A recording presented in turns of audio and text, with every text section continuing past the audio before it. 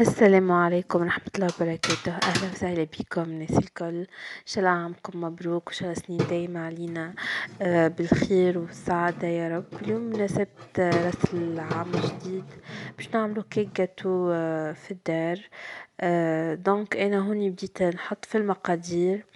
الكيك هذه كيك اسفنجية معظمها يستعملوها في أعياد الميلاد. احنا هوني باش نبدأ نفصل في الفص الأصفر على الفص الأبيض.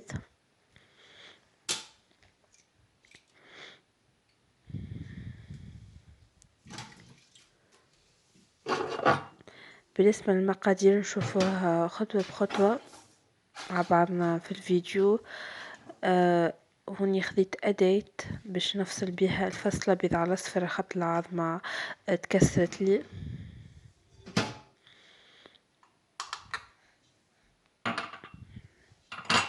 وردوا بالنا ملزمش الفص الأصفر يهبط في الفص الأبيض.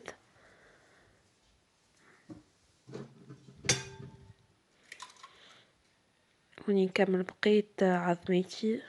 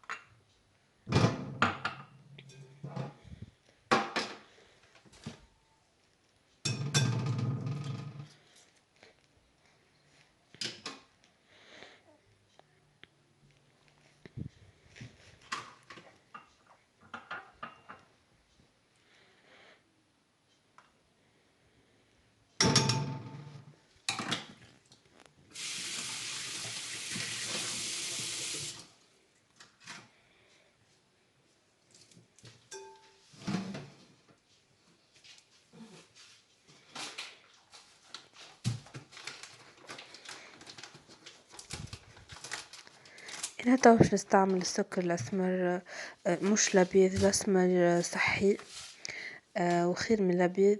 دونك أنا هوني باش ناخو السكر متاعي باش نكيلو بمعلقة كبيرة موجودة عندي في المطبخ، 4 معالق بالمعلقة هذي. إذا كان عندكم غرفة أكل كبيرة تساوي المعلقة هذيك أعملوا بها. مكانش تضاعفوا الكمية تولي 5 معالق بالمغرفة الكبيرة متاع الأكل. وباش ناخد ضرب الكهربائي، مهم برشا الضرب الكهربائي في الوصفة متاعنا اليوم، خاطر باش يخدم لنا هو الكيك وتكون العملية أسهل علينا برشا. إذا ما عندكمش ضرب الكهربائي نستعمل ضرب اليدوي، أما هذيك باش تخدموا برشا بيديكم. هوني نبقى نخلط في العظم متاعي اللي هو الفص الأبيض.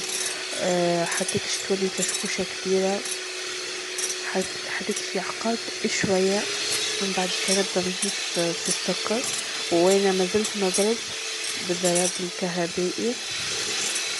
وقتاش نوقف؟ وقت يبدأ عندي خليط عاقد متماسك بالكدا، حتى انه نهز الخلاط الكهربائي الفوق، يعمل لي الخليط منقار العصفور. باش هكاكا نعرفو اللي الخليط متاعنا سي بون نجم نوقفو. انا هنا مازلت نضرب، مازلت نضيف في السكر. السكر الاسمر عنده ريحة ياسر بنينة، مذاق بنين، ريحته كيما فيها الكافيين. هوني يخليني نستغنى على سكر الفانيليا اللي هو ينحي ريحة الزفار أو مطعم الزفار البيت، خليني نستغنى عليه. هوني السكر الأسمر كافي.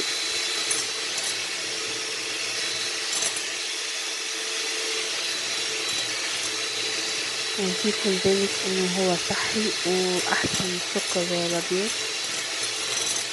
عندكم السكر الأسود تنجموا تعملوا السكر الأبيض، لكن مش حتى مشكلة، لكن هني أنا نفضل إنه نختار الحاجة الصحية خير.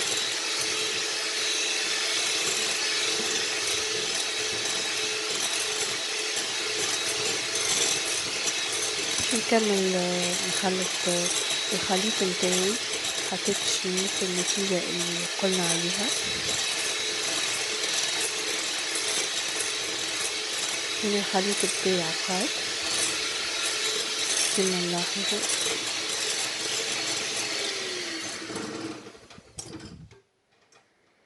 فوالا هون الخليط متاعي عطاني شكل منقار العصفور. نجم نوقف، وباش نجيب توا وعاء اخر باش نكونوا فيه باقي المكونات، ونخليه الخليط متاعنا اللي عملناه توا على جنب.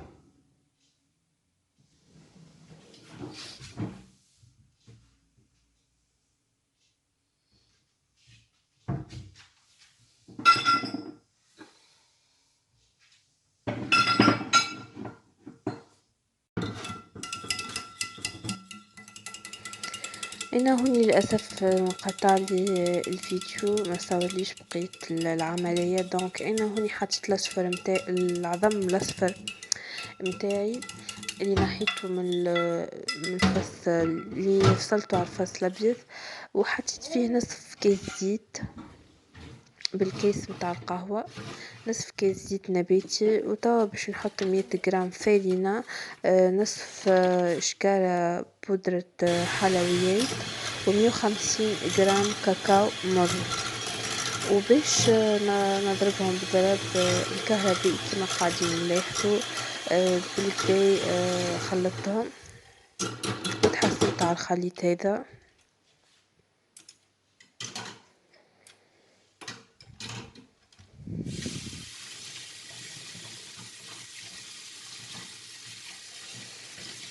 نعاود المكونات: 100 غرام فارينة، 150 غرام كاكاو مر، ونصف شكارة نصف شكارة بودرة حلويات. وقبلها حطيت العظم الأصفر مع نصف كيس قهوة زيت نباتي، وضربتهم بالضرب الكهربائي مليح مليح.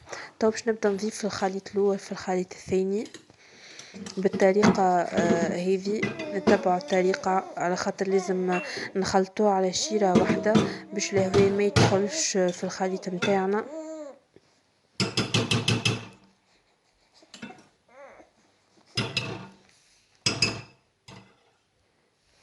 نتبع الطريقة اللي في الفيديو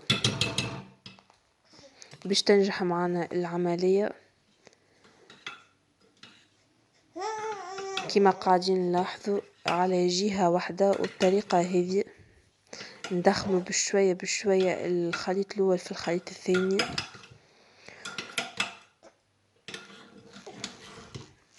نواصلوا العملية حتى كش نكملوا مزج الخليطين.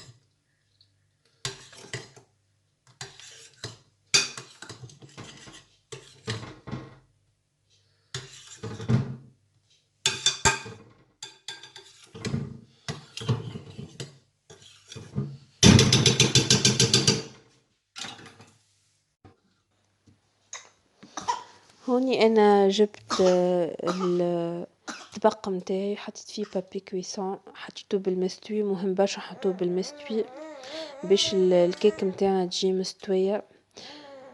وبديت نصب في الخليط في نص الطبق وباش نستويه من الجناب، وباش نضرب على الطبق كي بشوية نضربه على البلاتو متاعنا.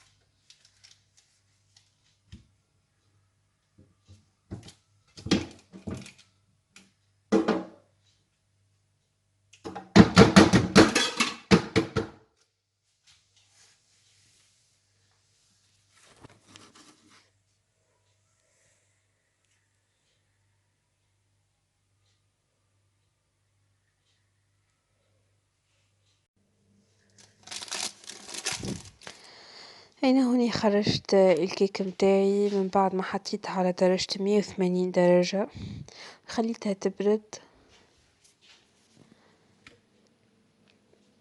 جيتني قوامها ياسر مزيان وكيما سبق وقلنا هي كيك اسفنجية.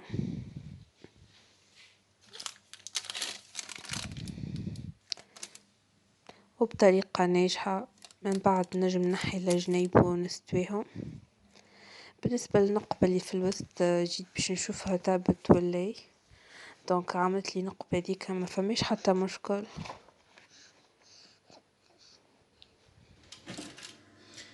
انا هوني ما بين الجاتو يبرد لي باش نوريكم. هوني عملت الكريم الامريكيه اللي نعملوا بها الجاتو، نحشيو بها الجاتو، نزينوا بها الجاتو. ياسر جتني طياره بطريقه سهله برشا. نشوف القوام متاعها. هوني انا حطيتها في المزين اللي نعملوا به الجاتو ونشكلوا به الزينه.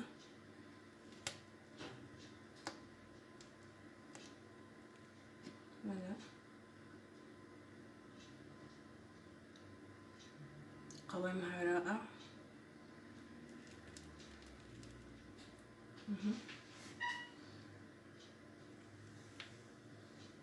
هذه اللي باش نعمل بها الجاتو متاعي، باش نزين بها الجاتو متاعي. انا جيت نشوف لكم على المقادير شفوي على خاطر حضرتها قبل بقبل للاسف، وان شاء الله مره اخرى نحضروها مع بعضنا. انا هوني خديت 100 جرام سكر، ما خديتوش سكر محور اللي هو السكر البودرة. مستحسن ليكم انكم تاخذوا السكر بودرة باش تتخلصوا من الحبيبات. انا هوني حاولت زودت الحبيبات لماكسيموم خاطر ما امكنش عندي السكر المحور. دونك هوني خديت 100 جرام سكر اسمر. احنا نستعمل سكر اسمر لانه صحي اكثر من الابيض. وذوبتهم في 80 جرام حليب بودرة ما عندي زاد حليب العادي متاعنا، مستحسن زاد ليكم تستعملوا الحليب نورمال متاعكم، يعني حليب بكويت. وخذيت عندي 50 جرام زبدة مارجرين عادية، لكن خذيت شترها مش الكل، 250 جرام زبدة. وهوني استعملت الخلاط الكهربائي هو اللي يخدم لنا الكريم هذه. سامحوني لحظة.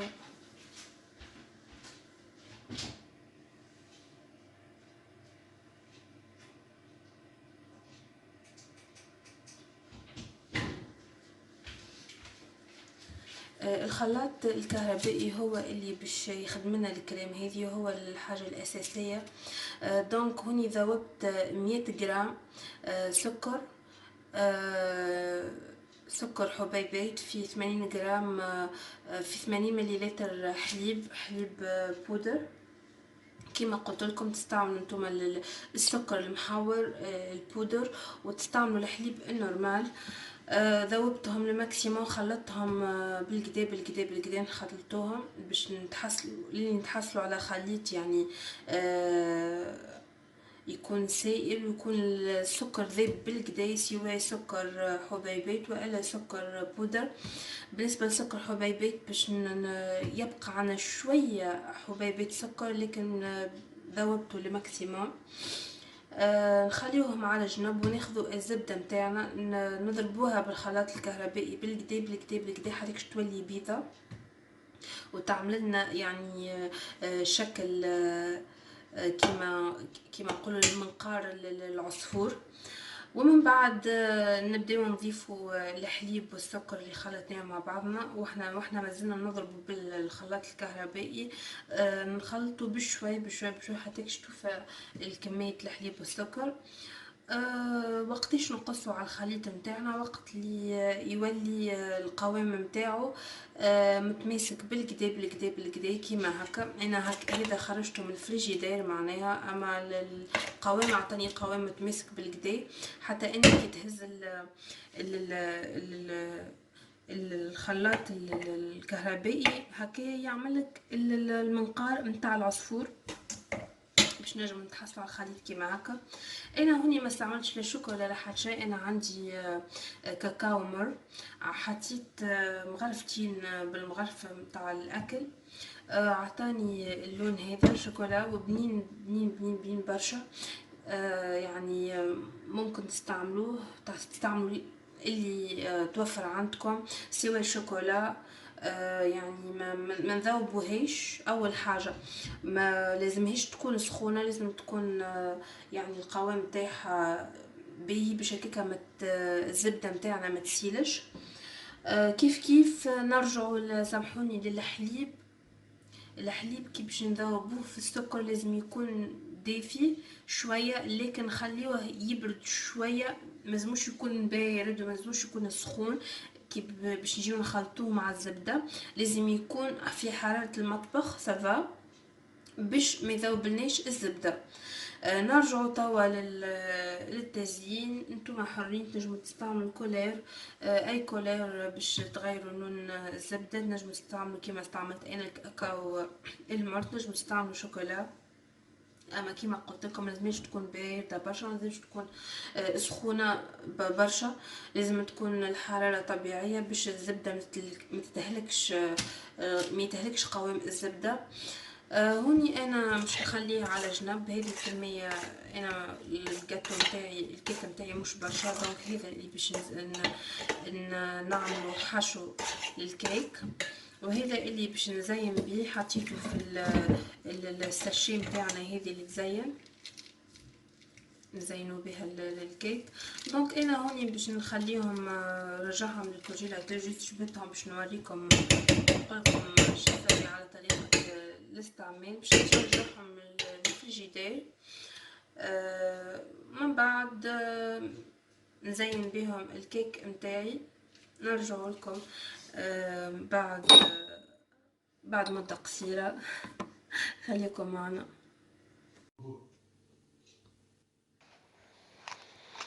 أنا هوني خذيت الكيكة متاعي وقسيتها على 4 قطع، ومش نبدأ ناخد بالقطعة بالقطعة ونحي الأطراف اللي محشتش بيهم ونقصها على زوز.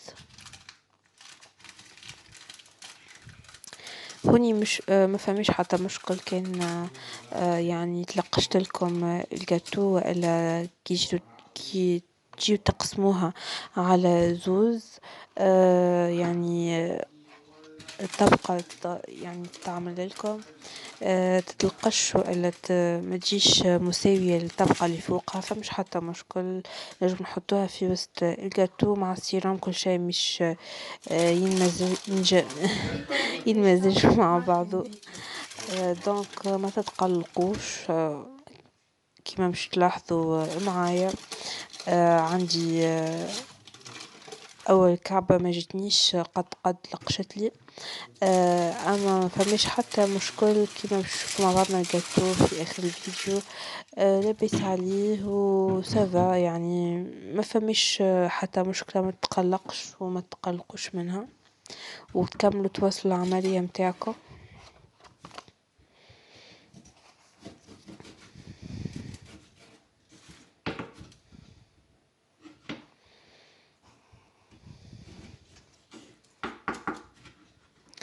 هوني بديت نحي في الاطراف اللي ما حشيش بيهم، احنا الكيك متاعنا صغيرة هذاك علاش ما يعني الكونتيتي ماهيش كبيرة، وهذاك علاش قصيتهم 4 قطع. هنا هوني باش نحاول نقصها على زوز القطعة هذي، تلقشت لي شوية وكما حكينا فمش حتى مشكل.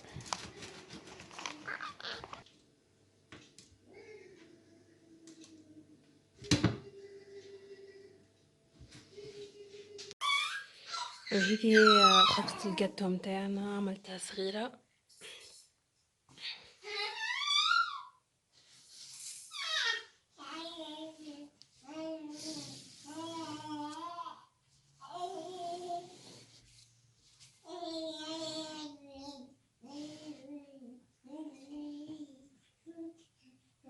هذه عملتها في راس العام.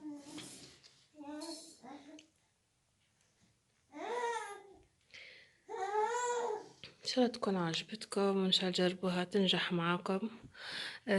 جيت نتبع الفيديو خطوة بخطوة. انا خليتكم كملت قسمت الكيك متاعي ونحيت كل الجناب الزايدة اللي منيش مستحقتهم، وحطيت الكريم وستويته وزينتها بالطريقة هذه، واللي فضلي الجناب حطيتهم اللي قصيتهم الجناب متاع الكيك اللي فضلوا حطيتهم في جناب الجاتو بالطريقة هذه نص بنص. زينتها بالزينة اللي توفرت لي.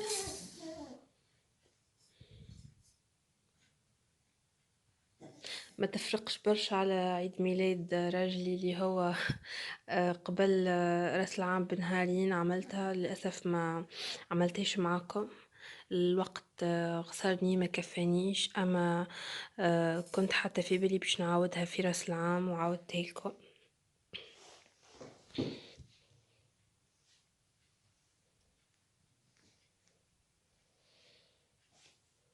ان شاء الله تكون نالت تعجبكم، وما تنساوش باش تتبعوا طريقة تحضيرها خطوة بخطوة ان شاء الله. الكريم اللي عملت بها نعاودها معكم مرة اخرى، يعني خطوة بخطوة. انا هوني زيدا حبيت نوريكم انا الايامات هذه عامله ريجيم، دخلت في ريجيم، دونك ناكل في ماكله صحيه في نفس الوقت مغذيه وبنينه برشا. نحب نوريكم ايش عملت، ان شاء الله مره اخرى نعملوها مع بعضنا. كما نشوفوا هوني سلطه هذه فقوس وخس، حطيت فيها الخل التفاح، خل التفاح ياسر مفيد للناس اللي تحب تعمل ريجيم. وهوني خضرة وحوت. إن شاء الله الطريقة نتبعها مع بعضنا مرة أخرى. هوني عندي حوت السلمون، عندي هوني نوع آخر من الحوت، وعندي كروفيت فرويد ماء مع الخضرة، مع شوية تفويح، مع شوية قارص، أما كلها معمولة في الماء.